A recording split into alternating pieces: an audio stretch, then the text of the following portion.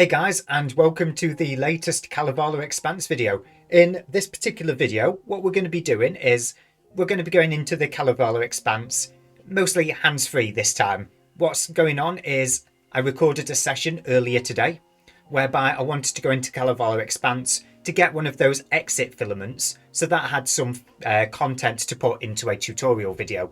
Now, of course, things didn't go to plan, and I ended up recording something else entirely. So for this video, I decided, why not just, do a talk through video, a commentary, whatever we want to call it.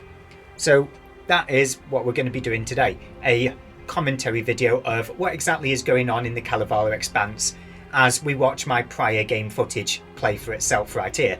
Now, I've taken the liberty of cutting down certain bits and speeding up other content.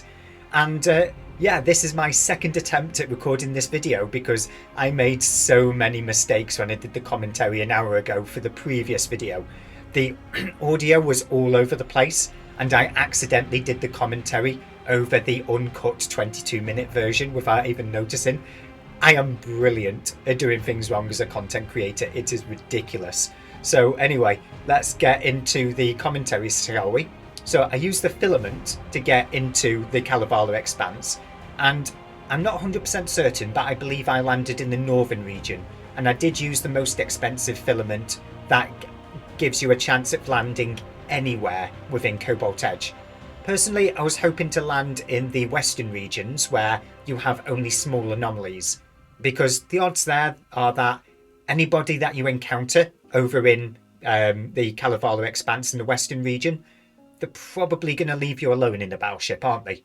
So that was my hopes, but it appears that I landed in the northern region, which you'll see the fruits of later.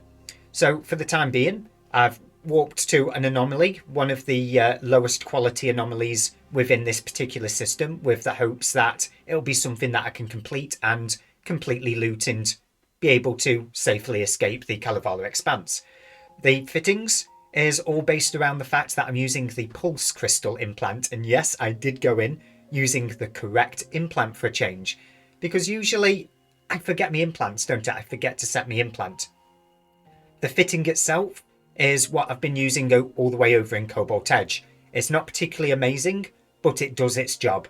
The 3 energy Nosferatus behave like neutralizers because it's a Blood Raider ship, and they keep the capacitor topped up more than enough to compensate for the fact that the pulse crystal drains all of the capacitor again. And if you're unfamiliar with the pulse crystal, the higher your capacitor is, the more damage you get. So as far as I'm concerned, those Nosferatus are heat sinks as far as I'm concerned. Heat sinks that also scare away other players. Of course, for the tank, I've got a damage control module that I completely forget exists, 2 armor repairers, and an armor hardener. For the afterburner, it's an afterburner. I've not gone with a micro warp drive because that eats into the capacitor even when you're not running it. And as I just described earlier, I want as much capacitor as possible. So here we go. We are probably on the second wave now, or the third. Honestly, I've not been keeping track. I'd say I'm probably on the third, judging by how low my armor is now. And things will get interesting soon. But before they get interesting, you'll notice that I still haven't set up my overview properly. I still have my overview all the way up here, if I can find the right pointy thing. I'm really bad at pointing on these things, aren't I? There we are. Pointing. I can't do it. I can't point at the orbit. But anyway, as I was saying, my overview settings are not up to scratch whatsoever. I really need to actually fine-tune and put the effort in to setting up the correct overview settings. And you'll notice now, above my head, a Stratios, in fact 2 Stratioses, and it took me probably about 20 seconds to actually notice they are there. And what you're going to notice now is my battle settings are proper messed up, okay?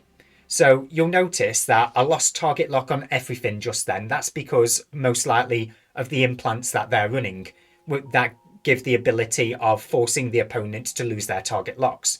Now, you notice now that above my head, most of these target locks, they're drones.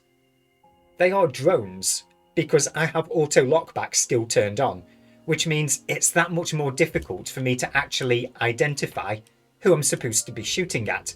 And because my armour is now as low as it is, 15%, you'll notice down here, if I can point in the right direction, I'll just point with both of my hands. That's just easier. You'll notice I put 07. I put that there because I was entirely expecting my ship to go kaboom. Because look at me, I'm in half hull. And I haven't even activated my damage control yet. Because as I said earlier in the video, I completely forgot it existed. I honestly did. So at this point I finally activated the damage control. My armour went up just a tiny bit. But not enough. It didn't go up enough to save me. But this is where things get curious for me. And I don't know what the deal is. But for some reason, you'll notice right around here, I survive. And it's not me. It's not me that makes me survive. It's not my brilliant skills. It's not my brilliant fitting, because we know neither of that applies. Instead, they just go. Just poof. My opponents just disappeared. I don't have an explanation for it, but I wasn't going to dig up an explanation at that point in time. I'm just like, holy crap, I survived. What I'm going to have to do now is actually fly around, get rid of my combat timer, presuming that this combat timer even matters. I'm not entirely sure if it does, because again, PvP is not my thing. I am largely unfamiliar with the timers. But what you'll see me do right now is I'm just warping around, making sure that any chance of me getting stuck in space when I try to log off is eliminated. And I'm not sitting still. I'm not taking the chance of being scanned down. So I'm just going to warp around for a little bit, create myself a safe spot, and then log off in that safe spot. And then later on in the day, I'll log back in when I've done all my video editing, the thumbnail and so on. And I'll hit the record button again and see how things go, if I can actually get out with the correct module or filament or whatever we call it. It's not a module, is it? It's a filament. I don't even know why I said module there. But anyway, that about rounds up the video. I hope I talked fast enough to keep up with all of that. If you enjoy this kind of content, please let me know, whether it be with the like button, the subscribe button, or in the comment section. It is metrics like that that help me determine what sort of content you guys want me to do. And as we move on into 2024, I want to experiment a little bit more with the content that I am making. As you'll notice, I did a video game review for another game that's unrelated to Eve Echoes. I've done a couple of videos on how things are going over on in China. Again, this is me experimenting, trying to figure out what other content I can do outside of doing exclusively Eve Echoes content. So without boring you guys any further, don't forget to hit either that like or subscribe button. Either one counts. And thanks again. Fly casual or fly dangerous. I guess that depends on if you're in the Kalevala Expanse. But yeah, thanks again, guys.